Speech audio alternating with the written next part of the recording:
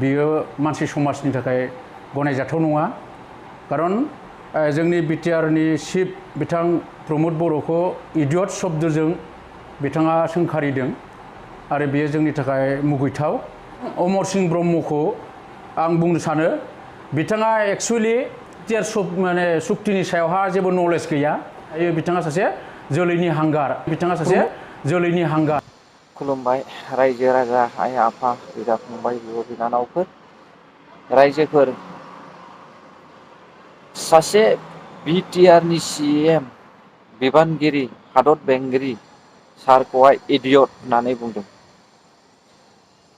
जाय मानसिया बेखौ इडियट होनदों बियो डाबल इडियट। बियो बबे गुदुं सिङावहाय एम्बु बायदि एब्रेनानै थायामोन ना गोथौ अरनबारि हाग्राबारियावहाय एब्रेनानै थायामोन बिथाङालाय। बियो बर'खौ अनफावरि नङा बर'नि रायजो राजाखौ गाब्र' होनोसो बियो बाथ्रा बेखेवदों। सासे उल्लुखा फात्तासो बियो इन्टेलेक्सन होननानै बिदि मानसिखौ जों गनाया।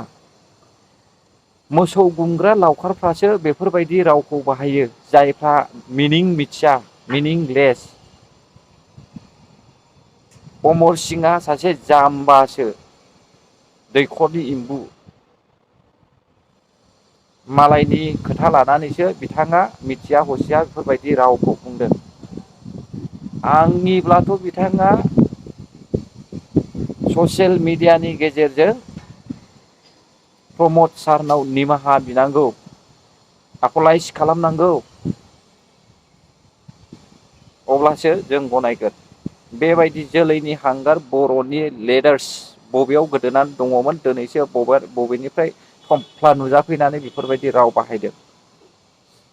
गियान गैया नामा बेहालाय बर' हारियाखौहाय बेफोरबायदि अलखदाव खोख्लैनो नागिरग्रा। बबेखियावथो हाग्रामा सरखारनियावलाय नोंसोरलाय इसेबां सान्थिखौ नुवा। मेगन दङना गैया बिटिआर सुक्ति जानायनि उननिफ्रायनो 2 बोसोरा लकडाउन जादों माथो मावनो मोनदों। हाग्रामा सरकारा 2 बोसोरावहाय 3 बोसोरावहाय कमप्लिटलि मावदों नामा? गोजाम सरकारखौ नागिरहरफिननाय मानि नै बेखौ लाबोफिननाय। A visit by the Chief Minister Tarun Gogoi so they can seek justice.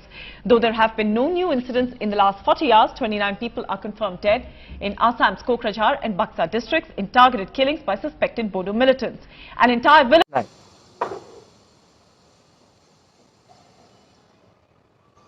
हाग्रामा गभर्नमेन्टआनो गिदिर गिदिर गोरों गोरों मानसिफोरखौहाय गावथारदों बिनो फोजोबदों आरो बेबायदि सिटुएसनखौ लाबोफिननो सानदों नामा नोंसोरलाय? आं गुबुनखौ बुङाखै अमर सिंह ब्रह्मखौसो बुंदों। बिथाङा जेसेबांखि रोङा मानो जेसेबांखि रोंगौथि थाया मानो बिथाङा सासे उल्लुखा फात्ता उल्लु बियो पुलिस फुलमेन स्टुपिड होनना बुङो मिथिबाय दा इडियट। प्रमद सारा इडियट नङा।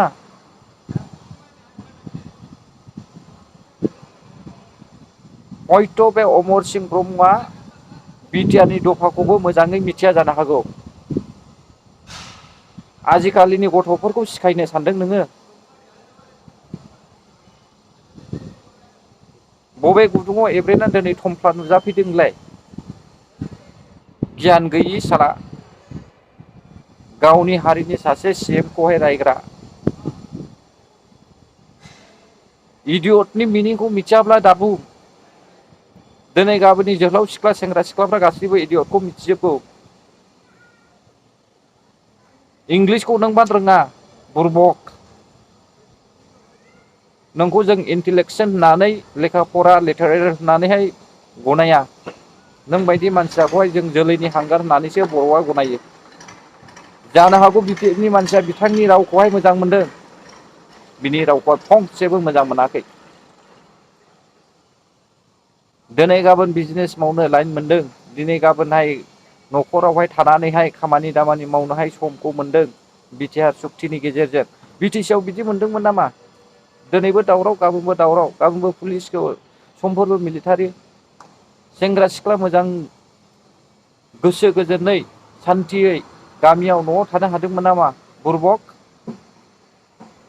बबेयावथो बोरायगारखो इसिबां बैसो जाजासिमावबो दासिमबो मिथिलायिलाय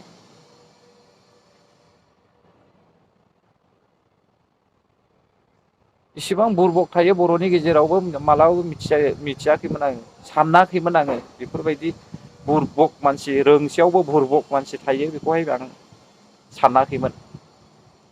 अब्ला लोगोफोर आं बे भिडिअखौ बेयावनो दोनथ'नाय जासिगोन। जाय बिथांमोना भिडिअखौ नायबाय आरो भिडिअखौ नायनानै मोजां मोनदोंब्ला लाइक कमेन्ट शेयार साबस्क्राइब खालामनानै हो जाहाथे बे भिडिअआ गासैबो मानसिफोरनि मबाइलावनो सहैनाय बायदि। गोजोन्थों रायजोफोर जै बर' हारिनि।